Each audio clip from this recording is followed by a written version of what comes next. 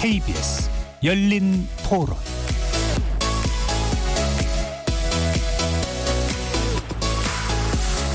안녕하십니까. KBS 열린 토론 정준희입니다. 8.15 집회 때 보면 확진자가 이렇게 급격히 늘어났던 거, 향후에 일어났던 임팩트가 너무 컸기 때문에 그 여러분들이 고생도 많이 하고, 그래서 좀 더 이게 안정세로 접어들 때까지는 자제하는 게. 코로나라는 게 발이 있어요, 뭐가 있어요, 보이지도 않아요. 어디서 어떻게 해서 퍼질지 아무도 모르잖아요. 그래서 하지 말라고 그러는 건데 그게 나한테 안 맞는다고, 악법이라고 안 따르는 건 그건 국민이 할 도리가 아니에요. 그래도 민주주의 국가면은 이제 집회 자유가 보장이 되기 때문에 대책이 마련이 된다면, 그리고 그걸로 인한 발생되는 모든 책임을 질 수 있다면 집회 자유를 허락을 해야 된다고 생각은 합니다. 돌발 사항이 있을 수도 있고요. 말로는 뭐 드라이브 스루를 한다고 하지만 창문을 연다든지 뭐 창문 열고 나온다든지 누가 보장할 수 있는 건지 그런 우려가 있기 때문에 자제하는 게 낫지 않겠느냐라고 생각이 되네요. 드라이브 스루는 뭐 절충 가능한 범위의 집회인 것 같아요. 정말로 나라를 위하고 국민들을 위하고 한다고 그러면은 지금은 자중해야 될 때가 아닌가. 결국은 공공의 목적을 해야 한다면은 그 집회는 하면 안 되죠. 자유도 일종의 책임감을 가졌을 때 자유를 얘기를 해야지, 책임지지 못하는 자유는 자유가 아니다라는 생각이 듭니다.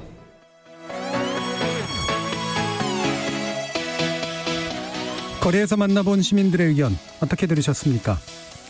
10월 3일로 예고된 개천절 집회를 철회할 움직임은 보이지 않습니다. 집회 강행 의사를 표명한 보수단체의 경찰이 집회 금지를 통고하자 해당 단체가 행정소송을 예고했고요. 소위 드라이브 스루 방식의 자동차 집회를 신고한 단체도 있는가 하면 휴대폰을 끄고 참가하라는 행동 지침 포스터까지 등장한 마당입니다. 결국 정치권이 어떤 태도를 보이는지가 중요해 보이는데요.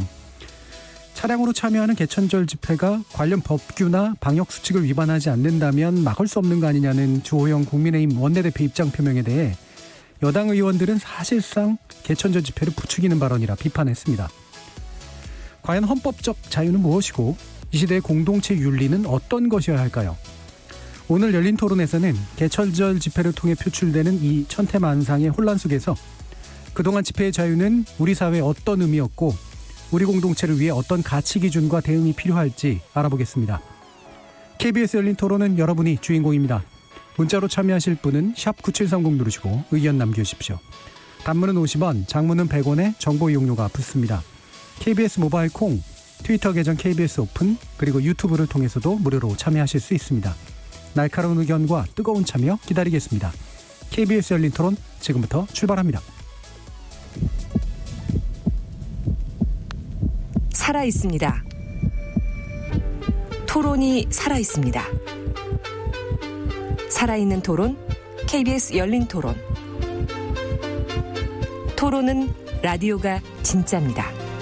진짜 토론, KBS 열린 토론.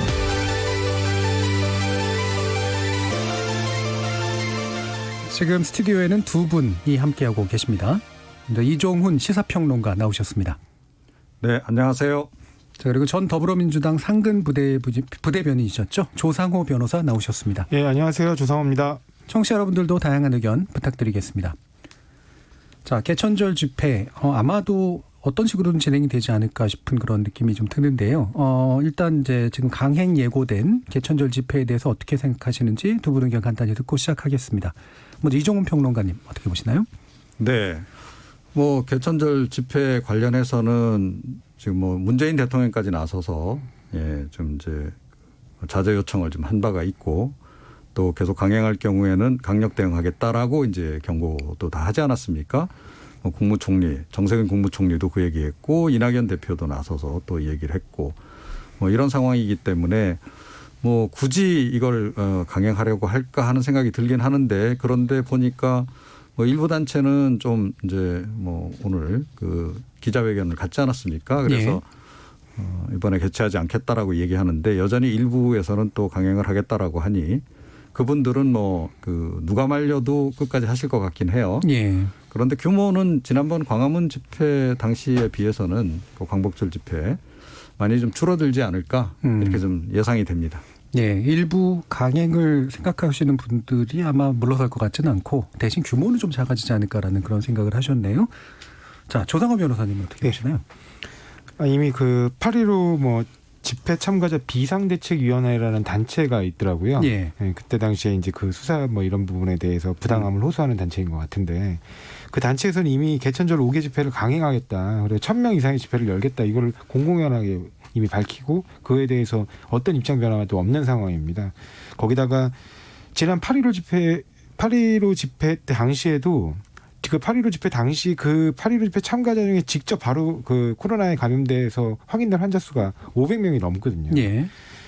그로 인해서 그 이후에 각 지역별로 이게 다 분산돼서 흩어지면서 지역별 감염자가 또 급증을 했었습니다.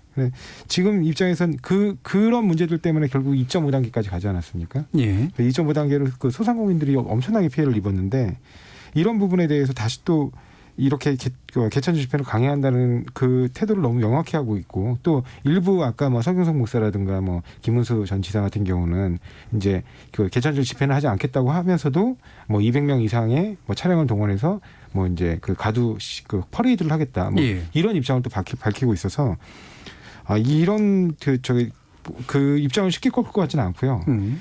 이런 부분들이 이제 그 국민들이 어떻게 바라보실지 또 그 국민들에게 또 얼마나 많은 또 피해가 발생할지 이게 좀 예측하기 힘든 상황이라고 봅니다. 예.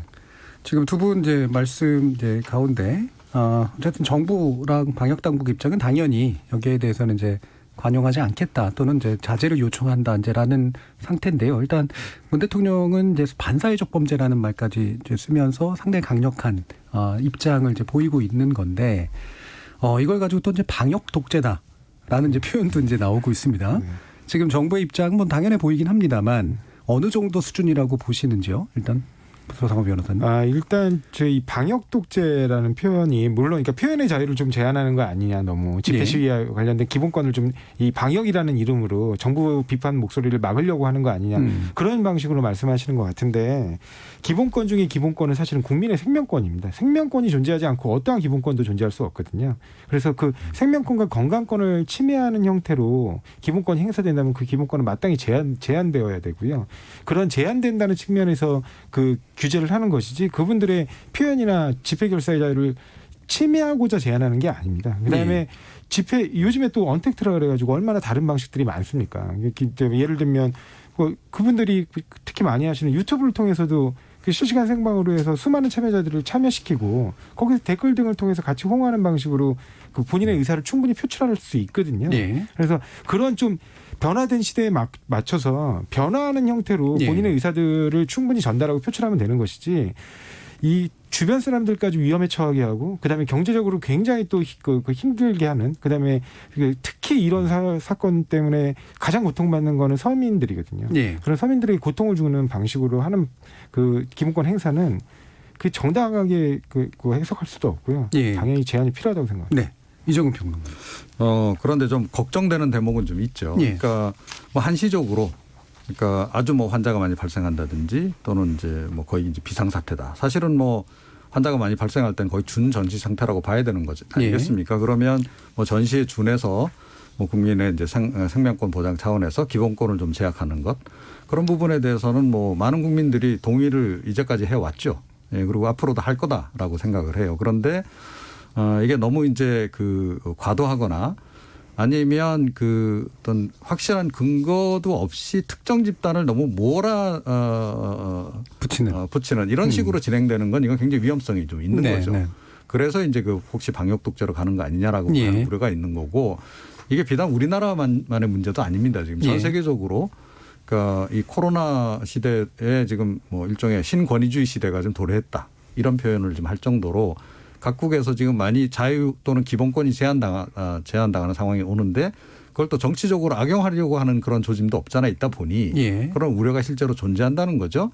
자, 그럼 우리나라는 완전히 거기로부터 자유롭다라고 볼 수 있느냐.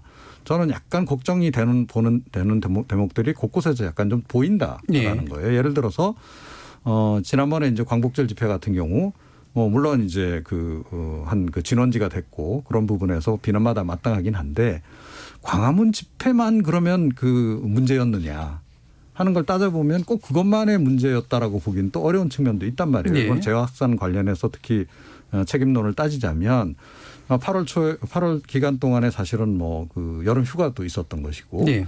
그 기간 동안에 정부가 약간 사실은 좀 여러 가지 이완된 정책을 내놨던 것도 맞잖아요. 그죠?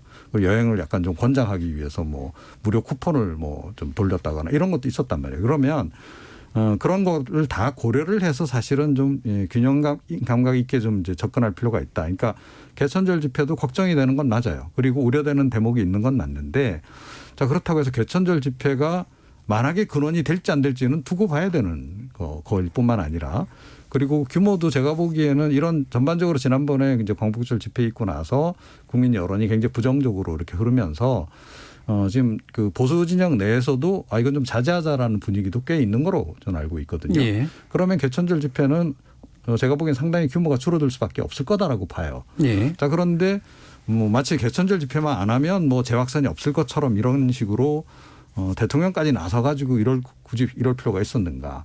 그러니까 이와 관련해서는 약간 좀 뭔가 좀 이 정치적으로 활용하려고 하는 의도도 없잖아 있는 거 아니냐라고 하는 지각이 그래서 네. 제기될 수밖에 없다. 저도 사실은 그런 부분에서 약간은 좀 우려감을 가지고 있는 네. 그런 그러니까 방역 독재라는 표현이 전반적으로 다 독재다라는 얘기가 아니라 특정 정치 세력의 책임을 전가하려고 하는 그런 태도로 정치로 활용될 수 있는 가능성에 대해서 우려하시는 그런 네, 측면을 그렇습니다. 이제 얘기하신 건데요.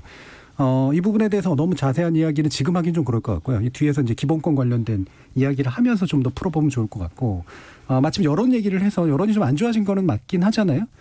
그러니까 이번에 이제 드러난 것들 중에 하나도 이제 지역 전세 버스 조합에서도 아무래도 여론에 좀 민감하게 이번에는 운송하지 않겠다라고 이제 밝히는 상황들이 나오고 있는 것도 보면 그런 것 같습니다. 조상원 매니저님.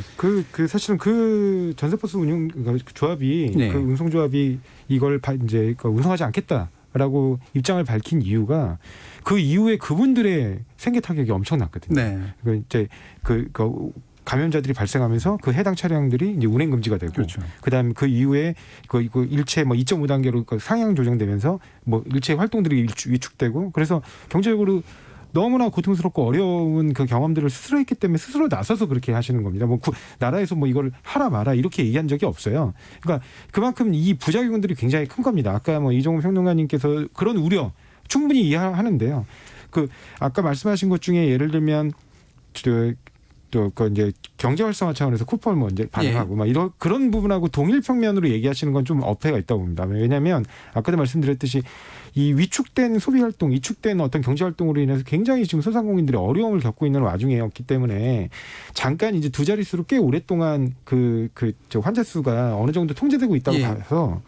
국가적 입장에서는 이제 그런 소상공인들의 어려움을 고려하지 않을 수 없었기 때문에 그 부분에 대한 경제활성화 정책 차원에서 일정 부분 허용한 것인데 그것들이 이러한 통제되지 않는 그 대규모 그 집회에서의 그 확산 우려가 분명히 있음에도 불구하고 그렇게 통제되지 않고 심지어는 정부의 어떤 방역 조치나 어떤 조건들 법원이 부과하거나 아니면은 정부에서 이렇게 내건 조건들을 조롱하듯이 했단 말이죠. 뭐 오히려 뭐 하나님만 믿으면 뭐 예를 들면 코로나가 다 뭐 걸리지 않을 것처럼 그렇게 그런 방식으로 메시지를 왜곡하고 그다음에 사람들을 선동해서 굉장히 위험한 방식으로 재패를 운영하고 시행하고 그래서 굉장히 그 많은 환자들이 확산되지 않았습니까? 그러니까 그런 부분들에 대해서 분명히 규제가 필요한 것이고요. 아까 그런 것들을 정말 불가피한 차원에서 어쩔 수 없이 경제활성화 정책으로 일정 부분 그 정부가 뭐 이렇게 추진했던 그런 부분들하고 동일평면으로 비교하는 건 문제가 있다고 봅니다. 예.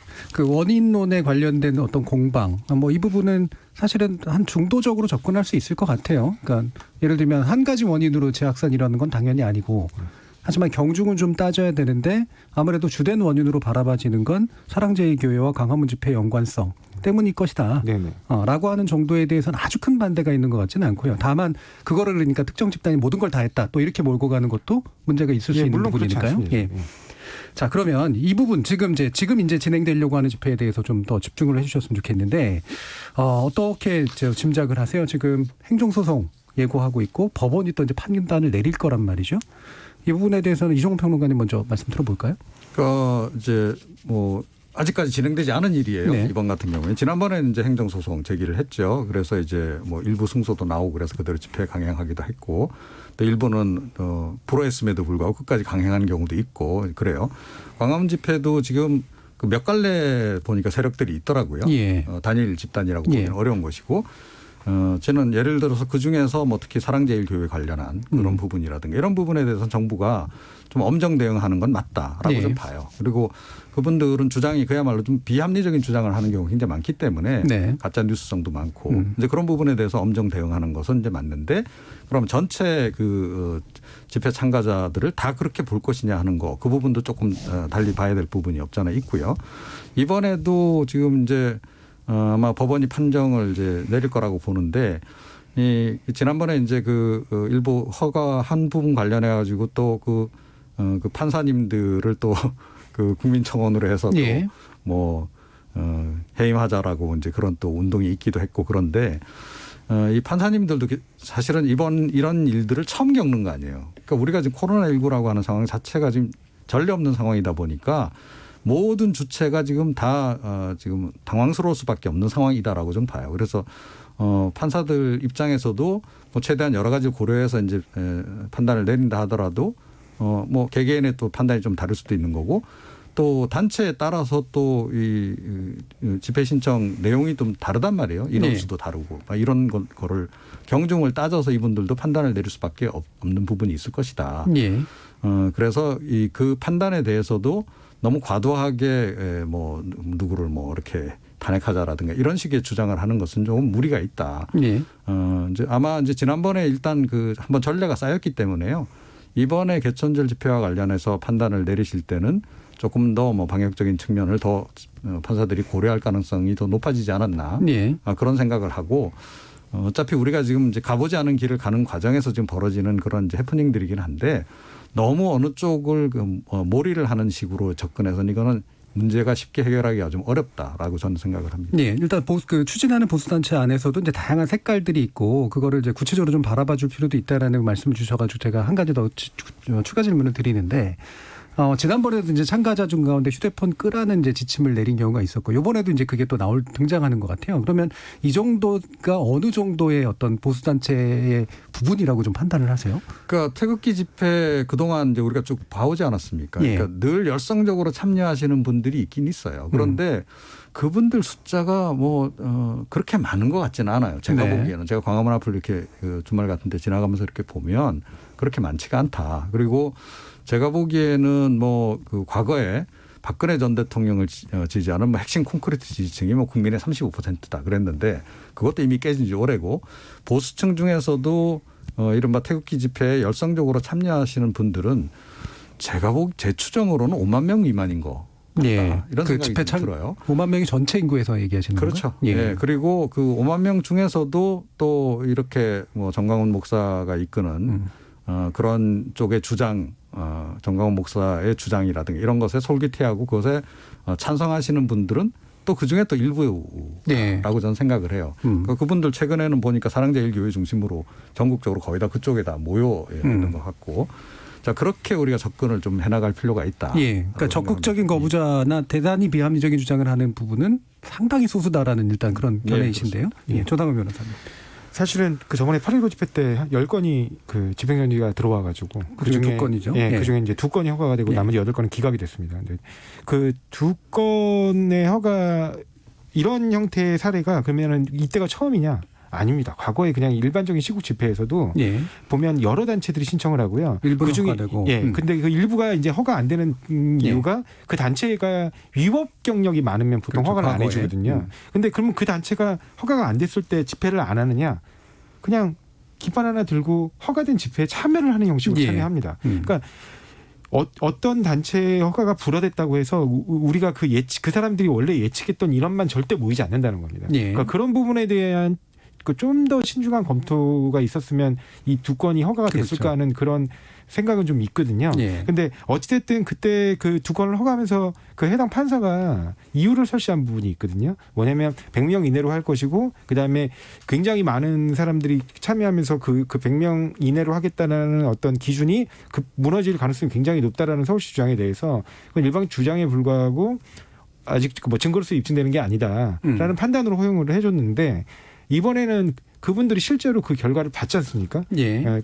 이미 그래서 이제 불허된 단체들이 그 집회에 속속 집결해가지고 결국엔 1만 명 가까운 데로 사람들이 모인 그 사례를 직접 봤기 때문에 이번 법원에서 이번에 판단은 더 신중하고 그 좀 불어 쪽으로 결정이 나지 않을까, 집회를 불허하는 측으로 결정이 나지 않을까 하는 그런 생각을 하게 됩니다. 예, 그러니까 추진하는 단체의 성격도 고려해야 되지만 그게 이제 기존에 어떤 일들을 했는가도 고려해야 되는데 이게 이제 평상시라면 이런 걸 나눠서 하는 게 이제 합리적으로 보이지만 방금처럼 이게 이제 결국 하나로 모일 수밖에 없는 형태가 된다면 방역 조건에서는 좀 이 부분은 좀 다른 판단이 필요하지 않는가라는 생각이시잖아요. 예, 맞습니다. 예, 평론가님 어떻게 보세요? 그래서 저는 이 부분 관련해서는 그러니까 지금 기존의 다른 쪽에 지금 밀집 시설에 대해서 적용하고 있는 원칙들을 이 집회에도 적용하는 것이 좀 필요하다라고 저는 봐요. 네. 예를 들어서 지금 다중이 뭐 많이 몰리는 클럽이라든가 이런 쪽은 방역 원칙들을 다 지금 새로 정립을 했잖아요. 네.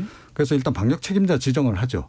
방역 수칙을 이러이러한 것들을 따르도록 그 책임자가 어찌됐건 책임을 지도록 그렇게 지금 만들어 놨어요. 그러면 집회도 마찬가지인 거죠. 집회 그 주최하는 그 단체에 책임자 지정을 하도록 하고 뭐 사회적 거리두기를 일정 부분 띄우게 반드시 하도록 하고 뭐 사전에 발열 체크하도록 한다든지 그런 식의 조치를 취한 전제하에서 집회를 허용할 수도 있다라고 저는 보거든요. 네. 그러니까 충분히 거리가 떨어진 상태에서 한다라고 그러면 사실은 다른 밀집 시설보다 더 위험하다라고 꼭 우리가 단정 지을 수는 없는 거잖아요. 네. 오히려 실내에 밀집해서 모이는 것보다는 실외에서 지금 이렇게 느슨하게 이렇게 서로 사회적 거리를 띈 상태에서 집회를 한다 그러면 덜 위험하다라고도 일단은 기본적으로 우리가 보는 측면도 있다는 거예요. 그러면 자, 그런 쪽에 왜 생각은 못 하는가 하는 거예요. 그러니까 국민의 기본권을 충족시켜주면서도 할 수 있는 방법이 제가 보기엔 있는 것 같은데 그쪽으로는 별로 생각을 하지 않고 일단 집회 자체를 금지시키는 쪽으로 자꾸 지금 이제 발상을 하는 것 그것도 좀 문제가 있는 부분이다 없잖아 저는 그렇게 생각을 합니다. 그러면 그거는 법원의 판단의 어떤 기준이 돼야 되나 아니면 행정적인 데들이 이제 그런 것들 기본적으로는 행정 명령으로서 그게 다 가능하니까요. 네. 그렇게 한 전제하에서 그 조건 하에서 그럼 우리는 열겠다라고 한다면 법원에서 판결 내리기 훨씬 용이해지는 거죠. 그러니까 행정 쪽에서 주체의 어떤 권한이나 책임을 좀 이렇게 많이 부여하는 그렇죠. 그런 방식으로. 그렇게 하고 만약에 그렇게 해서 허락을 했는데 그 약속을 안 지켰다. 지난번 같이 뭐 기판 들고 나가서 뭐 이렇게 했던 그런 어긴 사례가 발견이 되면 그 다음에는 절대 불허해 주는 거죠. 그런 식으로 해볼 수도 있는 거 아니겠는가. 그런 생각을 좀 하는 거죠. 네. 단체를 계속 갈아가면서 할 수도 있을 것 같아서 가지고. 제가 좀 드리고 싶은 말씀이 그러니까 아까 이렇게 행정적인 조치로 하신다고 하셨는데 그런 부분들을 어떤 수준에까지 어느 정도 범위에서 허용할 것인지를 그 일일이 다 판단하기는 사실 행정이 굉장히 급박하게 이루어지기 때문에 행정청에서 그걸 다 일일이 고려하기는 어려울 것 같고요. 그러니까 그냥 일례로 참고할 사례가 있다면 이제 최근에 부천 지원 같은 데서는 이제 교회가 주도한 이제 이런 약간 보수적인 집회에 대해서 70명으로 인원을 제한하고요. 그다음에 의자를 2m 이상 간격을 두고 의자를 설치하게 하고 그다음에 거기 시위에 참석자들은 전부 다 의자에 앉아서 진행하는 걸 조건으로 허용하는 사례가 있고요. 그리고 물론 당연히 기본적인 방역 수칙은 준수하고요. 뭐 이렇게 발열 체크를 한다든가 뭐 마스크를 쓰게 한다든가 이런 건 당연히 준수되고 그런 방식으로 허용을 했고 다행히 그 교회는 그 원칙을 다 준수를 해서 그냥 되게 안전한 방식으로 끝이 났습니다. 그러니까 그런 부분은 좀 참고할 부분이 있는데 법원이 이번에 만약에 판단을 한다면 그런 부분을 참고하고 만약에 그때 그런 부분이 준수되지 않는 그 위반 사례가 보이면 그 경찰력은 즉시 해산을 명령하고 그 집회를 갖다 원천적으로 금지시켜야겠죠. 알겠습니다. 그러니까 그런 부분도 한번 생각해 볼 건 있을 것 같습니다. 방금 이제 나오신 말씀들이 이제 다 방역과 집회와 이제 방역의 방식에 관련된 게 좀 있어서요. 저희 방역 전문가를 또 전화 연결해 가지고 한번 말씀 나눠보는 게 좋을 것 같습니다. 이재갑 한림대 의료원 강남성심병원 감염내과 교수 전화 연결되어 있습니다. 교수님 안녕하세요. 네, 안녕하세요. 자, 뭐 언제나 맨날 큰 고비 근거비얘기합니다만 이번 추석 연휴 어떻게 보고 계시나요? 사실은 지금 아직도 100명 이상의 환자들이 발생을 하잖아요. 근데 우리가 이제 5월이나 8월 연휴 전에는 확진자가 많지 않은 상황에서 연휴 맞았는데 증폭되면서 큰 유행이 생겼었는데요. 근데 지금은 유행이 잠잠하지 않은 상태에서 또한 그 연휴와 비교할 수 없을 정도의 인구 이동이 있는 추석을 맞이하게 됐기 때문에 이제 방역 전문가나 방역 당국에서 이제 긴장하는 수준이 예전 연휴보다 훨씬 더 좀 심한 상태로 생각하시면 될 것 같습니다. 예. 지금 이제 방금 그 두 분의 저희 평론가님들하고 변호사님하고 이제 말씀 나눈 그 내용들로 보면 집회 형식에 따라 가지고 좀 달리 좀 할 수 있는 거 아니냐라는 이제 그런 견해도 좀 있으세요. 그럼 방역 전문가 입장에서 보면은 이게 이번에 개천절 집회나 이런 것들이 뭔가 구체적인 조건을 정하고 이러면 방역적으로 좀 덜 고민할 수 있다라고 판단을 하시나요? 일단 뭐 구체적인 이제 기준을 정하고 또한 그 안에서 잘 지키실 수 있다면 뭐 할 수는 있겠지만 근데 이제 우리가 예전에 8.15 광복절 집회 때도 허가난 데는 2군데밖에 없었고 사실 몇백 명 수준만 모일 수 있었는데 실제 모인 사람은 몇만 명 수준이 모이기는 했잖아요. 예. 그러니까 예측 가능하다면야 상관이 없는데 이제 예측이 불가능한 그런 모임들이 만약에 이번 이제 개천절 때 또 이루어지게 된다 그러면 그러니까 이번에 생길 수 있는 파국의 크기 정도는 광복절 집회보다 훨씬 더 커질 가능성이 높기 때문에 일단은 확실하게 이제 그런 부분 지켜진다는 보장이 없다면 어떻든 개천절 집회는 일단은 열리지 않는 게 좋다는 생각을 하고 있습니다. 예.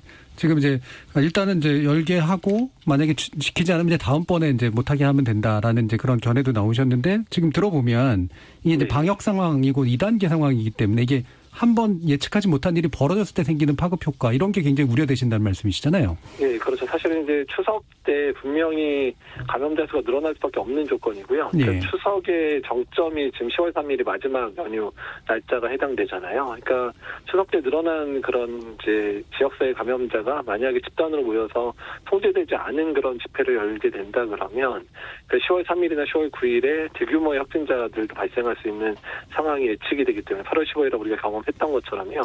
그래서 사실은 이제 추석과 맞물려 있는 이 상황에서의 대규모 집회는 어떻든 상상을 하기 싫을 정도의 상황을 만들어질 수도 있겠다 생각이 든다는 겁니다. 예. 자, 이게 참 야외 집회라 뭐 개방된 공간이니까 감염성이 낮다는 주장. 지난번에 좀 저희 토론에서도 일부 언급해 주시긴 하셨는데 이 부분에 대해서 또 어떤 말씀을 해 주실 수 있을까요? 당연히 뭐 야외에서 있는 게 실내에 있는 것보다는 당연히 덜 위험하기는 한데요. 근데 위험이 없는 거는 아니거든요. 그러니까 많은 사람이 모이게 되고 많은 사람이 집회만 하는 게 아니라 사실은 집회 전후에 뭐 식사를 하시게 된다든지 음료를 마신다든지 또는 이제 많은 인원들이 이동하기 때문에 버스로 이동하는 상황들도 벌어지고 이러기 때문에요. 그러니까 다중으로 접촉이 일어날 만한 상황이 단순 집회 장소뿐만 아니라 집회 전후에도 계속 일어날 수 있습니다. 이제 그런 상황에서 확진자가 늘어날 수 있는 조건들이 되기 때문에 그러니까 그 사회적 거리두기의 가장 중요한 측면들이 사람들이 덜 만나고 또 덜 얘기하고 또 덜 식사하고 이런 같이 모여서는 이제 그런 거를 원하는 건데 이번에 만약에 집회가 열린다면 이제 그런 부분들이 깨지게 되는 상황이고 상당히 위험한 상황에서 열리는 상황이니까 이제 그런 부분들 상당히 걱정이 된다는 말씀드리는 거죠. 예, 그러니까 비단 이제 집회 통제만의 문제가 아니라 집회 전후의 통제도 필요한 부분인데 이게 이제 상당히 위험한 상황이 될 수 있다라는 그런 말씀으로 들리네요. 자, 그러면 뭐 마무리 지으면서 이제 백신 문제 뭐 계속 얘기를 한 부분이긴 합니다만 이제 추분 이제 지나면서 다시 이제 또 겨울로 들어가고 독감 뭐 이른바 이제 트윈데믹스라는 얘기도 나오고 있는데 지금 상당히 이제 그 부분에 대한 전문가들의 고민들 되게 많으실 것 같아요. 일단 이제 의료 체계가 준비를 돼야 되는데 사실 이제 의사들 파업과 맞물리고 정부의 정책에 대한 의사들 반대하면서 이 부분들이 많이 늦어지고 있거든요. 그래서 이제 의사단체와 협조를 잘해서 가을 겨울에 인플루엔자랑 독감, 이제 코로나19 같이 유행 상황에서 어떻게 환자를 진료할 것인가, 또한 거기 늘어나는 그런 중환자들 어떻게 관리할 것인가에 대해서는 의료계와 정부가 합심해서 지금 빨리 서둘러서 준비를 해야 될 것 같고요. 또 백신 관련 이슈도 발생을 했기 때문에 이 이슈도 잘 해결이 돼야 일단 독감 예방 접종이 제대로 이제 접종이 되는 상황들도 만들어야 되기 때문에 지금부터 한 2, 3주의 노력들이 정말 중요할 것 같다는 생각이 듭니다. 예, 지금부터 2, 3주 이게 연휴까지 포함한 이게 여러 가지 요인상 상당히 좀 중요한 시기일 것 같고요. 또 많은 수고와 고생 부탁드리겠습니다. 이재갑 한림대의료원 강남성심병원 감염내과 교수님과 말씀 나눠봤습니다. 감사합니다. 네, 감사합니다. 예, 감염병 전문가의 또 이제 우려 사항에 대해서도 좀 말씀을 좀 들었는데요. 그래서 이제 집회 형식 관련된 이야기 몇 가지 좀 더 나눠봤으면 좋겠어요.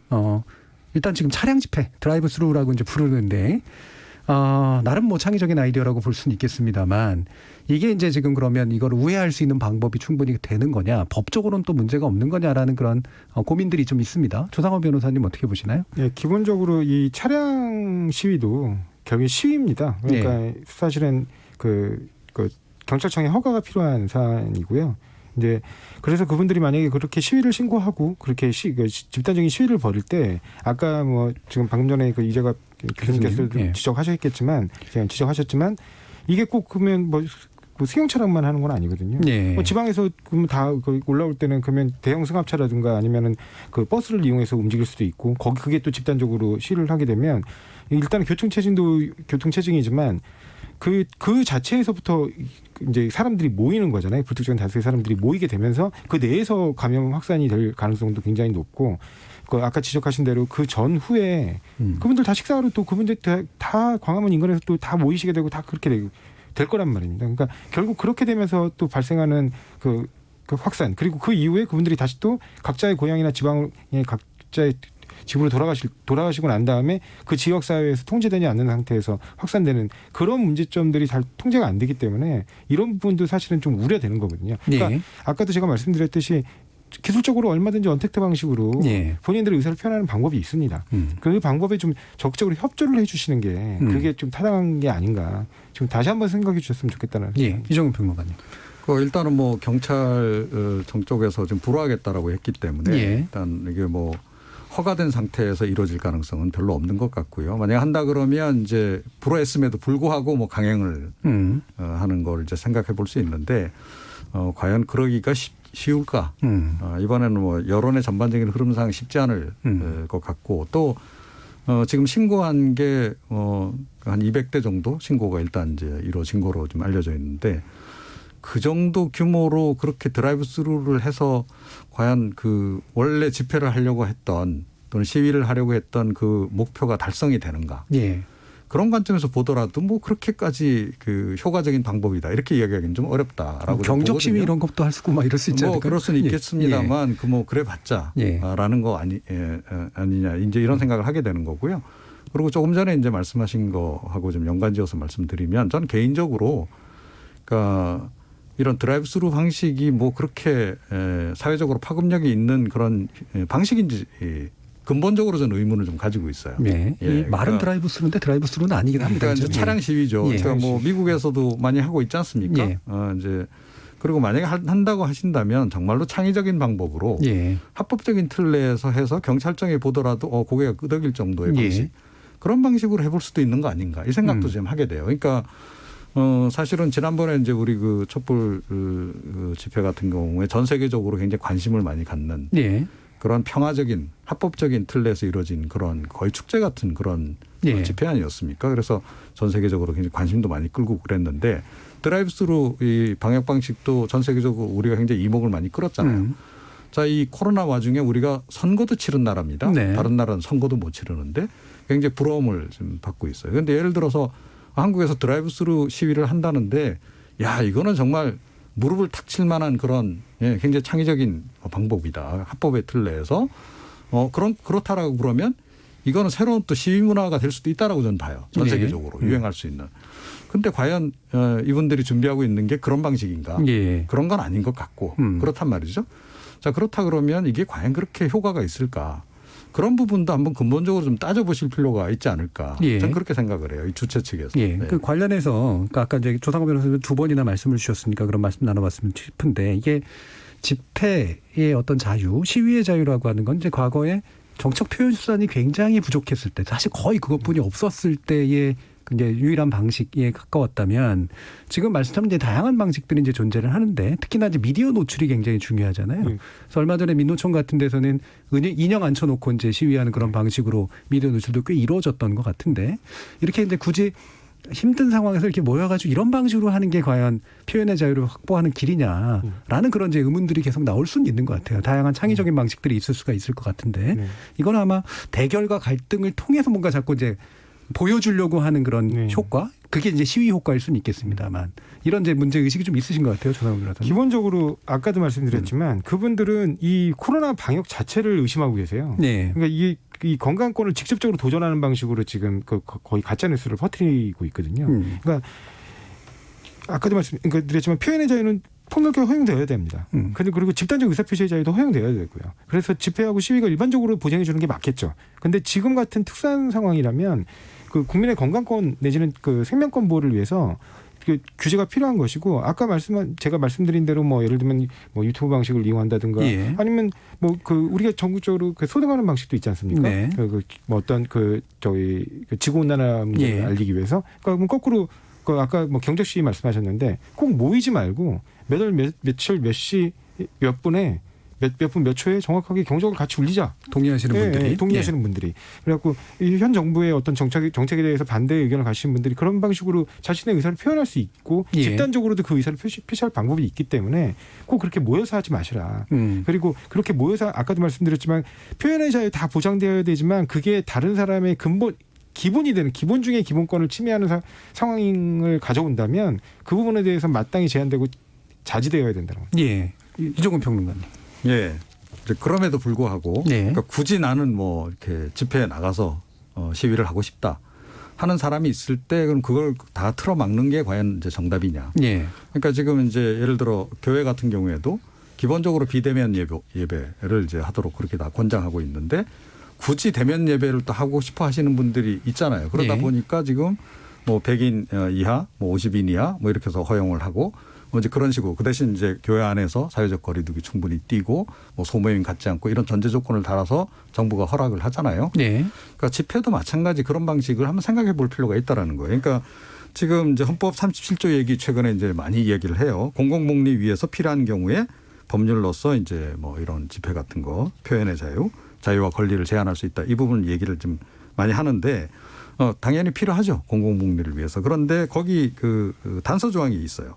헌법에 보면 제한하는 경우에도 자유와 권리의 본질적인 내용을 침해할 수 없다. 네. 자, 그 의미를 그러니까 집회를 준비하는 측도 좀 제가 보기에는 제대로 이걸 의미를 못 살리는 것 같고 정부도 마찬가지인 것 같아요. 예. 그러니까 조금 전에 말씀드렸듯이 그러니까 방역 조건을 좀 더 강화한 형태로 해서 할 수 있다라는 거예요. 왜냐하면 다른 더 밀집 지역에서도 밀폐된 공간에서 밀집 지역에서도 지금 이제 사회적 거리두기 2단계 되면서 뭐 다 허용을 하잖아요. 그죠? 다만 방역 조건 지켜라. 예.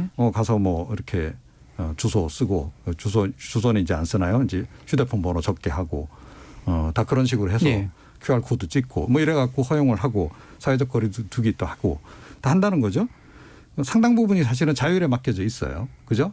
업소들이 어기는 경우도 일일이 가서 다 단속할 수도 없는 상황이지만 그래도 기본적으로 국민들의 어떤 양심을 믿고 그렇게 하는데 집회도 그렇게 할 수 있는 거 아니냐. 그런데 예. 그야말로 양심불량자들이 나와서 그걸 막 다 어겼다. 그러면 그건 충분히 확인이 되잖아요. 요즘은. 그죠? 집회 관련해서 그런 집회한다 그러면 경찰 출동하고 다 이제 그 집회 참가자 보호 차원에서라도 경찰들이 나와서 관리를 하게 되는데 방역 수칙 제대로 안 지켰는지 안 지켰는지 이건 확인이 가능하잖아요. 그리고 대규모 집회라 그러면 지금도 지난번 광화문 집회 때도 그랬지만 서울시 공무원도 가서 이렇게 확인하고 제대로 이게 너무 위험도 측정도 하고 다 그런 거 아니에요?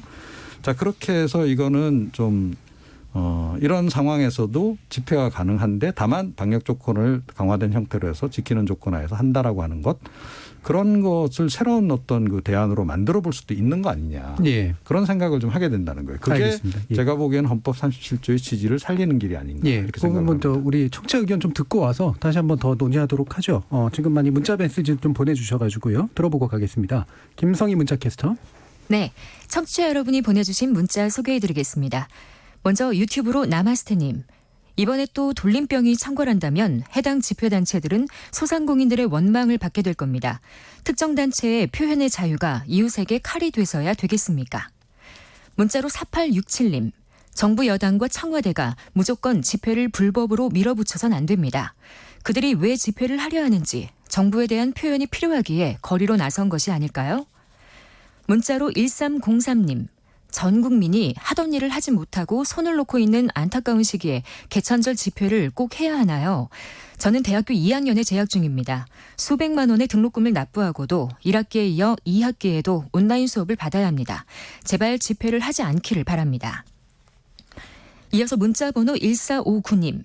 개천절 집회 불허해야 합니다. 수많은 사람들이 세상을 떠났고 천문학적 비용이 들었습니다. 강력히 공권력, 엄정한 법의 집행이 필요하다고 생각합니다. 문자번호 8271님. 드라이브스루로 한다고 해도 화장실도 가고 식사도 해야 하지 않습니까? 그 부분은 어떻게 할 것인지요? 게다가 교통 혼잡도 문제가 될 겁니다. 왜 지금 이 시기에 집회를 해야 하나요? 이어서 문자로 함께 사는 세상님, 차량 집회는 허가해야 한다고 봅니다. 네, 문자로 0023님, 지금까지 표현의 자유가 억압됐나요? 이번에 또 집회로 인해 재확산이 이루어진다면 누가 책임을 질 건가요? 지금까지 묵묵히 피해를 감수해왔던 국민들이 고스란히 피해를 떠안아야 되는 게 아닐까요? 끝으로 김세정님의 문자입니다. 방역 독재란 말이 어디 있나요? 생명 위협, 경제 위협을 부르는 지금의 상황이 전쟁이라고 봅니다. 무책임하게 집회를 하려는 이들에게는 강력한 공권력을 행해야 한다고 봅니다. 네, 이 시간은 영상으로도 생중계되고 있습니다. 유튜브에 들어가셔서 KBS 1라디오 또는 KBS 열린 토론을 검색하시면 지금 바로 토론하는 모습 영상으로 보실 수 있습니다. 지금 방송을 듣고 계신 청취자 모두가 시민논객입니다. 계속해서 청취자 여러분의 날카로운 시선과 의견 보내주세요. 지금까지 문자캐스터 김성희였습니다. 토론이 세상을 바꿀 수는 없습니다. 하지만 토론 없이 바꿀 수 있는 세상은 어디에도 없습니다.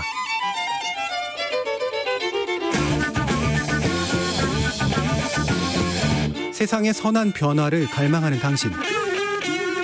정답이 아니라 질문의 힘을 믿는 당신. 우리 KBS 열린 토론에서 만납시다.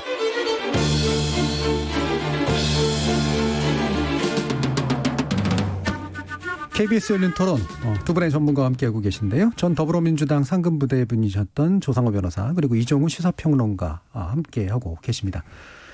지금 이제 계속 연결해서 좀 말씀을 해주시죠. 그러니까 위헌적이냐 아니냐라는 판단에 있어서 법률로서 제한할 수 있다라는 부분과 그럼에도 불구하고 이제 본질적 내용은 침해돼서는 안 된다라는 부분이 이제 지금 두 가지가 남아 있는 상태거든요. 조성호 변호사님 어떻게 보세요? 그러니까 제가 드리고 싶은 말씀이 바로 그겁니다. 그 본질 중에 본질이 무엇입니까? 예. 결국에는 그 생명이 없는 한 그 기본권 주체인 사람 하나하나마다 우주라고 하지 않습니까? 그 사람이 존재하지 않으면 이 세상은 필요 없는 것이죠. 그러니까 그분들의 생명이 보장되지 않고 건강권이 보장되지 않는 상태에서 어떠한 기본권을 향유할 수 있습니까?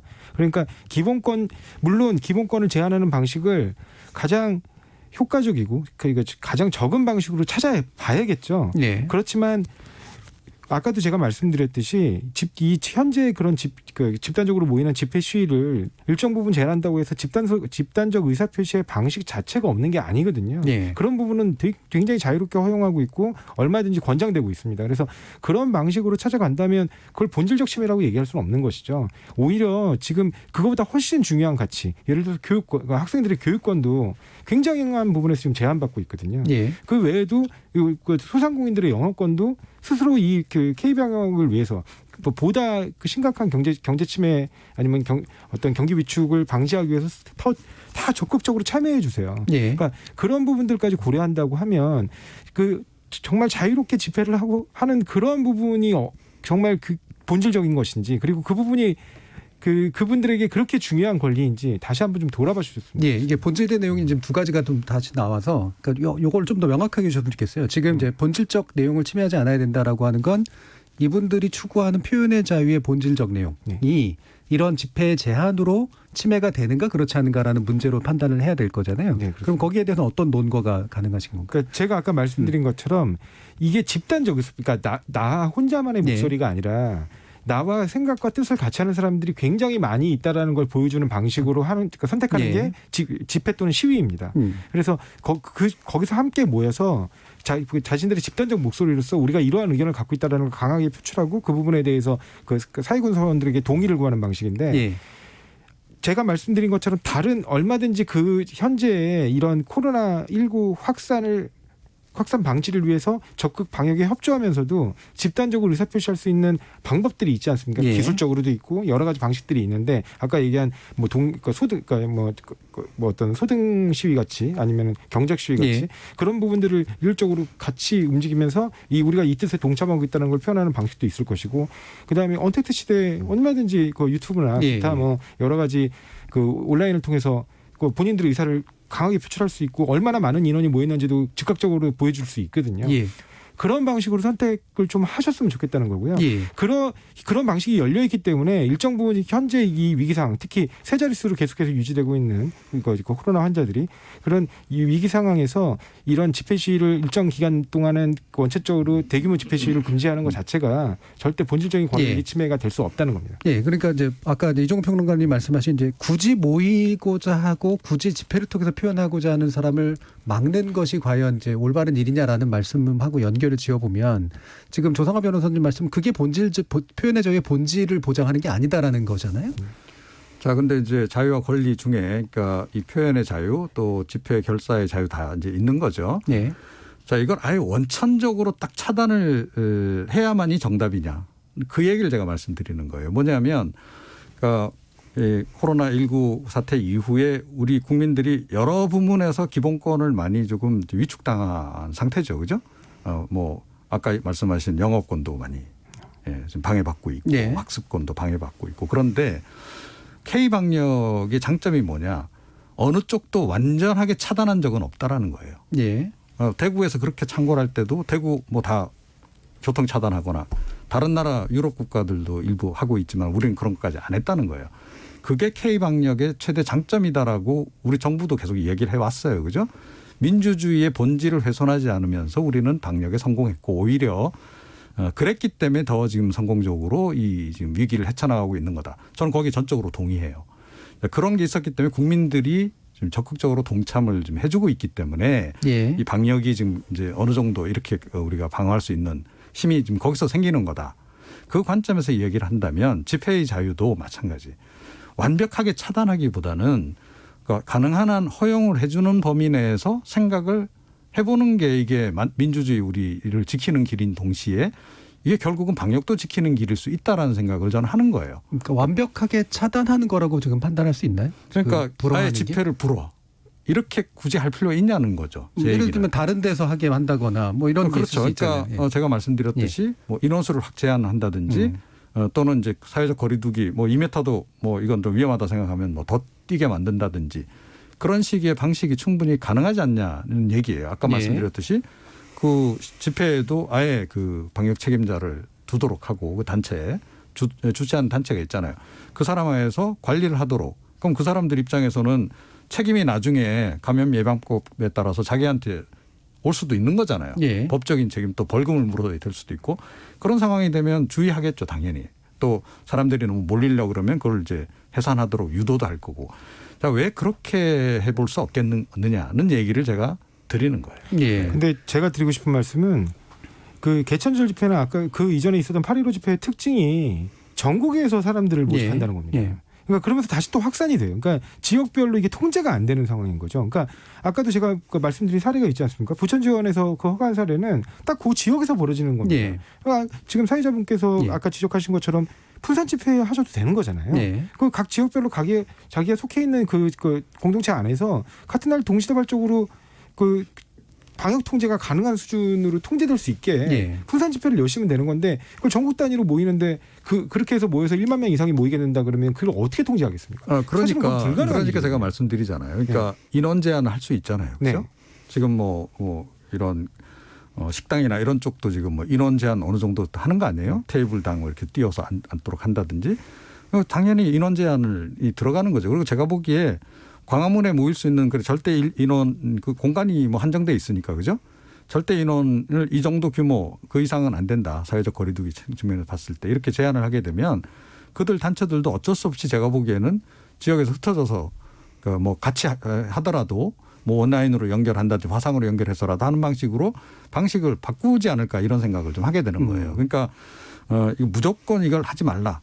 라기보다는 그렇게 가는 게 맞고 다만 그러니까 지금 방역 수칙을 만들어서 다 적용을 하고 있지만 그래도 위반하는 사람들은 꼭 나와요. 그죠? 뭐 여러 지금 뭐 식당이나 뭐 이런 그 유흥업소 같은 데도 지금 뭐 어겨서 방역 어겨서 심지어 격리 해제 그러니까 격리 조치까지도 위반한 사람들이 지금 꽤 많이 나오고 있는 거잖아요. 어느 정도 그런 사람들이 나오는 건 어떻게 보면 불가피한 상황일 수 있다. 그러니까 지난번에 이제 광화문 집회 때처럼 그런 상황이 이번에 개천절 집회에도 또 재발될까? 저는 그럴 가능성은 그렇게 높지 않다고 봐요. 오히려. 그러니까 제가 만약에 개천절 집회를 주최하는 측이라면 이번 같은 경우에는 워낙 대통령까지 나서 저렇게 경고를 한 상황이기 때문에 잘못하면 책임 다 져야 됩니다.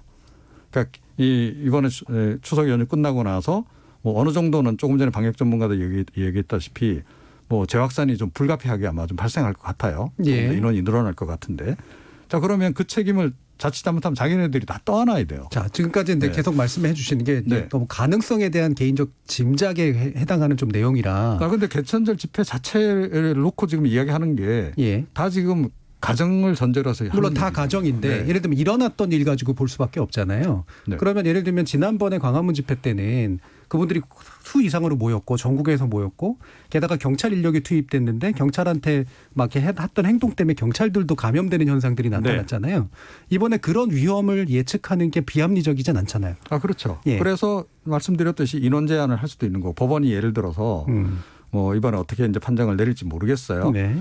만약에 허가를 한다라고 전제한다면 굉장히 엄격한 조건을 달 거라고 저는 봐요. 예. 예, 그러면 그런 조건 하에서 허락을 한 거를 그러면 이거를 또 못하게 할 거냐. 그것까지도. 예. 그건 결국 이제 사법부하고 행정부가 맞서는 상황까지 갈 텐데 뭐 그렇게까지 이거를 그렇게 가야 될 사안이냐라는 건 좀 생각해 볼 필요가 알겠습니다. 있다. 아까 제가 말씀드렸지만 네. 소규모 지역별 집회는 인원 통제가 어느 정도 가능할 수 있습니다. 예. 근데 지역별로 그렇게 만약에 그 버스 대절을 통해서 움직이거나 수많은 차량들이 모여 움직여갖고 사람들을 근데 태워서 실제로 지금 움직이기 어렵게 돼 있잖아요. 아니, 지금 버스 조합 쪽에서 지금 근데 버스 조합이 다 참여하는 건 아니잖아요. 그러니까 찾겠죠. 예, 네. 그걸 쏟아내기 시작하면 그 인원이 통제가 안 되는 거거든요. 저번 8.15 집회 때도 100명 이내로 한다고 했습니다. 그러면 그 100명을 초과하는 그 순간부터 불법 집회가 되기 때문에 그 경찰력으로 그걸 할 수 있어야 돼요. 근데 그걸 경찰력으로 다 진압하기엔 경찰력이 턱없이 부족하거든요. 그러니까 결국에는 엄청나게 많은 행정적 낭비도 초래될 뿐만 아니라 그걸 그 행정적으로 그걸 대처한다 하더라도 효과적으로 대처하기는 어렵다는 거예요. 알겠습니다. 일단 여기서 또 한번 그 전문가 연결해가지고 또 들을 말씀이 좀 있어가지고요.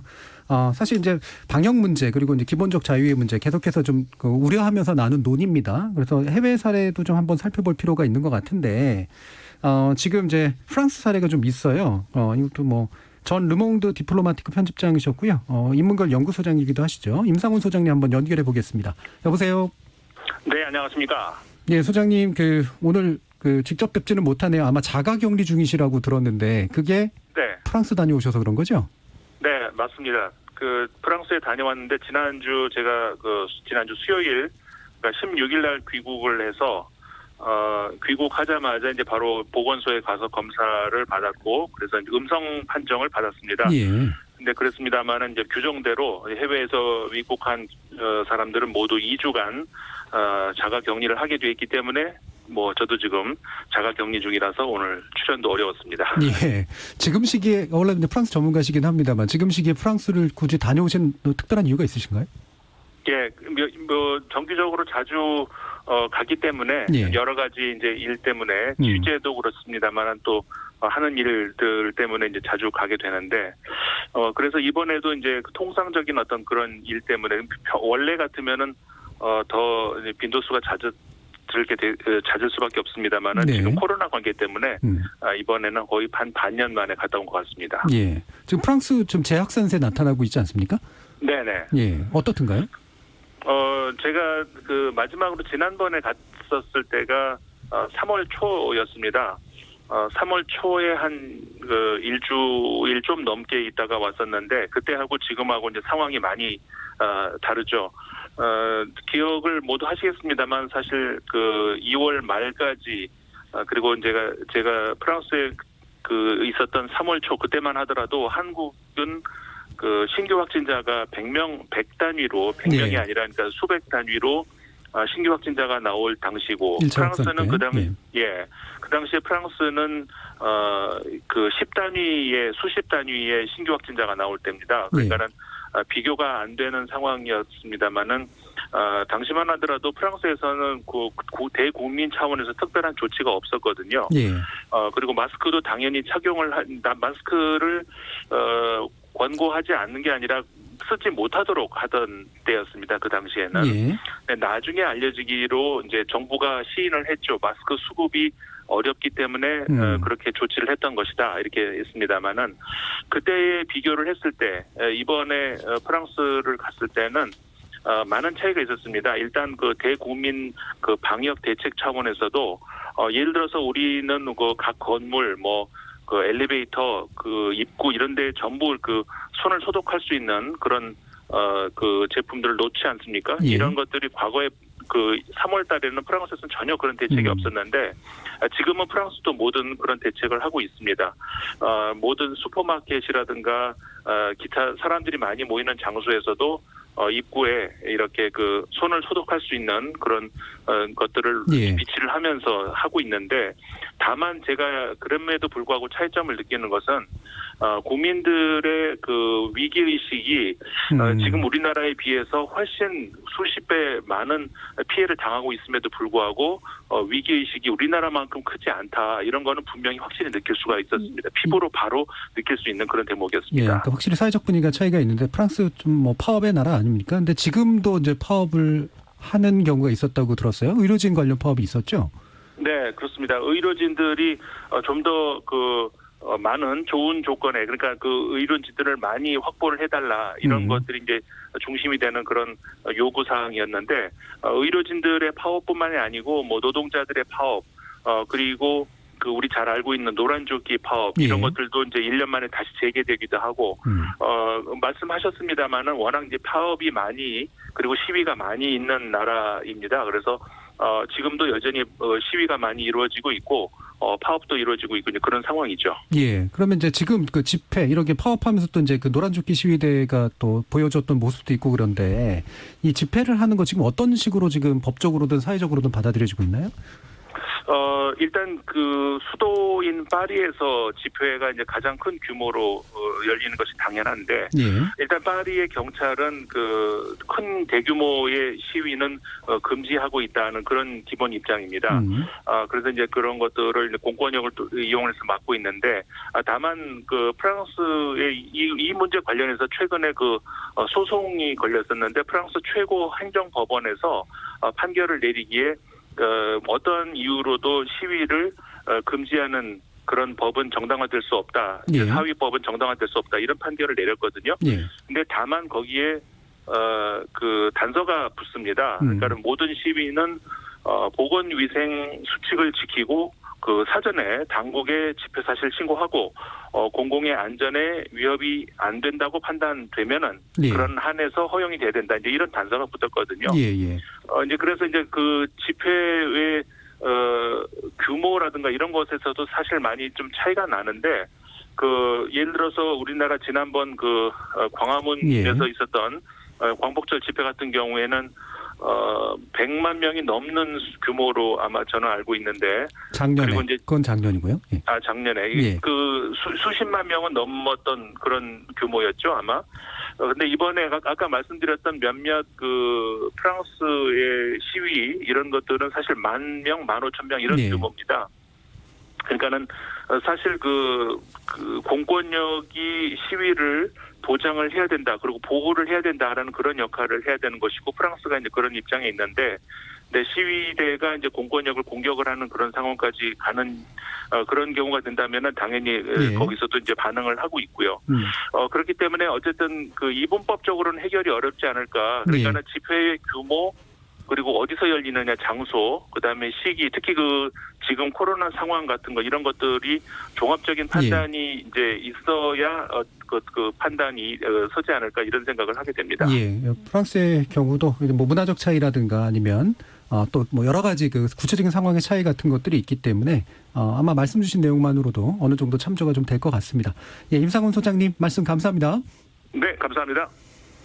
자, 임상 소장님 말씀도 이제 들었는데요. 그래서 역시 뭐 프랑스 같은 경우도 이런 이제 그 국민의 자유와 그다음에 실제로 방역의 문제를 어떻게 조율할 것인가의 문제에 대한 고민들이 역력히 좀 보이는 이제 그런 내용인 것 같습니다.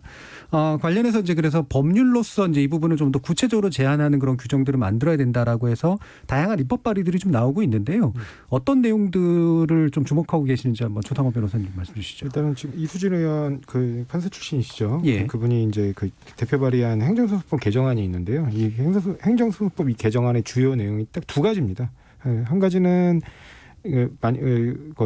이런 그 감염법 예방과 관련 예방 조치가 시행되는 거와 관련된 집회 시위 등이 있을 경우에는 질병관리청장의 의견을 반드시 듣도록 하는 조항이 있고요. 그다음에 또 하나는 만약에 이제 이제 허용, 그러니까 만약에 그럼에도 불구하고 허용하는 그러니까 결정을 내릴 경우에 법원에서 법원의 결정을 내릴 경우에는 질병관리청장이 그 의견이 중대한 그 영향이 있어서 이 부분에 대해서 불허하는 게 맞다라는 의견이었다면 그에 대해서 그 집행정지 효과, 그러니까 예를 들면 원래는 집행정지 효과가 없거든요. 항고를 하게 되면. 근데 집행정지 효과를 줘서 항고심 결정 전까지는 여전히 집회가 불허될 수 있도록 행정청에 권한을 실어주는 거죠. 그러니까 행정청이 이제 항고를 했을 경우에 법원의 결정에 대해서. 보통은 이제 법원의 결정에 대해서 항고를 하게 되면 집행정지 효과가 없기 때문에 일단은 집회가 그냥 그대로 허용됩니다. 근데 만약에 이 법이 만들어지게 되면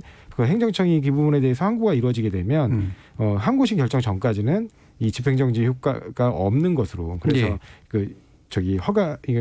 행정청의 그 처분이 그대로 유효한 것으로 그렇게 하는 법 개정안입니다. 일단은 이제 전문가의 견해를 듣는다. 그다음에 행정청이 이제 중요하다고 판단해서 이제 만약에 부동의했는데도 불구하고 이제 허용 결정이 내렸지만 항고 절차로 들어가는데 그때 이제 집행정지 효력이 발생하지 않도록 하는 그런 이제 입법 발의안인데요. 법률가로서 어떻게 보세요, 이게? 저는 두 가지를 아까 제가 두 가지를 말씀드렸지 않습니까? 두 개를 좀 나눠봐야 된다고 생각합니다. 왜냐하면 첫 번째 부분, 그러니까 질병관리청장의 의견을 듣도록 하게 되면 아무래도 더 신중하게 법원이 결정하겠죠. 그리고 그건 굉장히 그 심리 판단에도 도움이 되기 때문에 적극적으로 그건 반영될 필요가 있다고 보고요. 근데 이제 두 번째 부분, 예를 들면 1심에서 이미 결정이 내려졌는데 그 부분에 대해서 집행정지 효과를 부여하지 않고 여전히 행정청에게 그 이 집회를 불허할 수 있도록 하는 그 부분에 대해서는 심중할 필요가 있는 게 법원이 문제에 관한 최종 해결권을 갖고 있거든요. 우리 그 헌법상. 근데 그 법원의 어떤 그 결정에 대해서 행정청의 의견만으로 그 결정을 무력화시키는 내용이기 때문에 효과가 있는 거죠, 그런 효과가. 결과적으로 이거는 사법권에 대한 본질적 그 권력 분리 원칙이 위배될 가능성이 좀 있습니다. 그 부분은 좀 신중한 검토가 필요할 것 같고요. 위헌적 요소가 있기 때문에 그러니까 좀 고려 대상이 된다 하더라도 아까 제가 첫 번째 말씀드린 그 질병관리청장의 의견을 반드시 듣도록 하는 거 그 부분은 꼭 필요하고 지금 당장 도입이 요구된다 뭐 이렇게 그 부분은 이제 헌법적 충돌도 없고 그래서 의미도 있기 때문에 이제 당장 도입할 수도 있으나 행정청이 과도하게 법원의 결정에 개입하는 효과가 나타나는 것은 위헌적 소지가 있을 수도 있다. 왜냐하면 이미 법원이 그런 부분을 충분히 의견을 듣고 들은 상태니까요. 심의한 끝에 허용 여부를 결정했는데 그러한 판결을 무력화하는 법안이라면 이거는 삼권분리 원칙에 위배될 수 있다. 알겠습니다. 이종훈 평론가님 어떻게 보세요? 그 질병관리청장의 뭐 의견을 주요하게 듣는 것 뭐 의미는 있다라고 생각해요. 그리고 지금도 이 판사님들이 이런 시위와 관련해서 이제 판결을 내릴 때 그 부분 당연히 고려를 한다라고 봅니다. 아마 방역 전문가들에게 연락도 하실 거고 의견도 아마 들어서 하실 거다라고 봐요. 그런데 이런 부분이 있죠. 그러니까 이번에 이제 뭐 사회적 거리두기를 2.5단계에서 뭐 2단계로 낮춘다든지 2.5단계로 올릴 때 뭐 고려를 한다든지 그때도 보면 방역 당국의 입장이 있고 또 이 경제정책 담당자들의 또 입장이 있고 그래요. 그러면 이제 이걸 전체적으로 조화를 해서 이제 사실은 결정 내리는 거 아니에요? 방역 당국의 의견을 듣자면 방역 당국은 언제든지 아마 최대한 신중한 접근을 할 거예요. 최대한 방역에 도움이 되는 방향으로 판단을 내릴 수밖에 없다라는 거죠. 그러면 사실은 질병관리청장 입장에서는 사법부에서 물어오면 당연히 방역적 관점에서 이거는 최대한 하여튼 좀 과하다 싶을 정도로 대응을 해야 된다라고 요구를 할 거다라고 저는 보거든요. 자, 그런데 사실은 이제 사법부 입장에서는 그거 말고도 고려해야 될 것들이 좀 더 있을 수 있는 거죠. 여러 가지가. 자, 이제 그런 측면에서도 이 질병관리청장의 의견을 뭐 반드시 듣도록 하는 것이 과연 합리적인지 예. 그 부분도 조금 따져봐야 되지 않겠나. 그렇게 따지면 모든 재판 앞으로 이제 재판을 하는 과정에서 뭐 경제 관련한 사안 있으면 뭐 경제 부처 장관 의견 듣고 뭐 이런 식으로 해야 되냐는 얘기예요. 근데 모든 사안은 아닐 것 같은데 이건 이제 방역 상황이니까. 하여튼요. 그러니까 경제도 위기 상황이 올 수 있는 거잖아요. 예. 그럼 뭐 경제 위기 상황을 조건을 경제 위기 상황이 오면 예. 반드시 기획재정부 장관의 뭐 의견, 경제부총리의 의견을 들어야 된다. 그런 식으로 접근하는 것은 좀 문제가 있다. 그리고 오히려 사법부의 그 부분은 그러니까 자율성을 인정을 해주고 다만 이제 그분들도 이번에도 뭐 논란이 많이 있었지만 좀 무리한 판결을 내리게 되면 상당히 개인적으로도 부담을 많이 느낄 수밖에 없어요. 그런 점도 우리가 함께 고려를 해서 가능한 한 이 사법부에서 판정 내리는 그 부분에 대해서는 우리가 좀 권한을 인정해 주는 방향으로 하는 것이 좋겠다. 너무 행정권이 과도해지는 것은 좀 우려되는 지점이 있다 이렇게 생각합니다. 아예 전 단계인 의견을 듣도록 강제하는 것조차, 그러니까 조건을 만드는 것조차도 되게 유보적인 입장이시네요. 제가 법률가로서 이 부분을 조금 설명드리고 싶은 부분이 있는데요. 이게 집행정지는 이제 이른바 그 전 단계잖아요. 예. 본안 심리를 하기 전 단계라서 즉시 제출 가능한 증거 외에는 별도로 증거조사가 허용되지가 않습니다. 그러니까 판사가 의견을 정식으로 듣고 싶어. 왜냐하면 개인적으로 듣고 묻는 거는 증거로서 효력이 없기 때문에 심리에 반영할 수가 없게 돼 있습니다. 법적으로. 그러면 정식으로 증거조사 절차를 거칠 수 있는 방법이 있다면 뭐 질병관리청장한테 의견을 요청할 수도 있겠죠. 근데 그게 현행법상 허용되지 않고 있기 때문에 그 부분을 보장하자는 겁니다. 그러니까 알겠습니다. 그렇게 보장해서 증거 제출을 할 수 있도록 의견 제출을 할 수 있도록 법으로서 명문화해서 인정을 해줘야 비로소 이거를 심리에 반영할 수 있거든요. 그러니까 알겠습니다. 그 부분을 본안 사건, 일반 소송 사건 진행하는 거하고 같이 보시면 좀 혼동이 될 수 있습니다. 알겠습니다. 이제 마무리 발언할 때여가지고요. 혹시 집회를 실제로 주최하고 진행하는 쪽이나 이제 집회에 대한 행정적 어떤 관리나 개입에 하는 쪽에서도 본질을 침해하지 않으면서 자유를 구가하도록 만드는 방안이라는 창의적인 방식이 뭐냐라는 데 대한 고민들이 분명히 필요한 시점인 것 같은데요. 마지막으로 한마디씩 들으면서 마무리 짓도록 하죠. 먼저 이종훈 평론가님. 네. 저는 뭐 방역 관련해서는 기본적으로 과잉 대응하는 게 맞다라고 저는 기본적으로 생각하는 사람입니다. 예.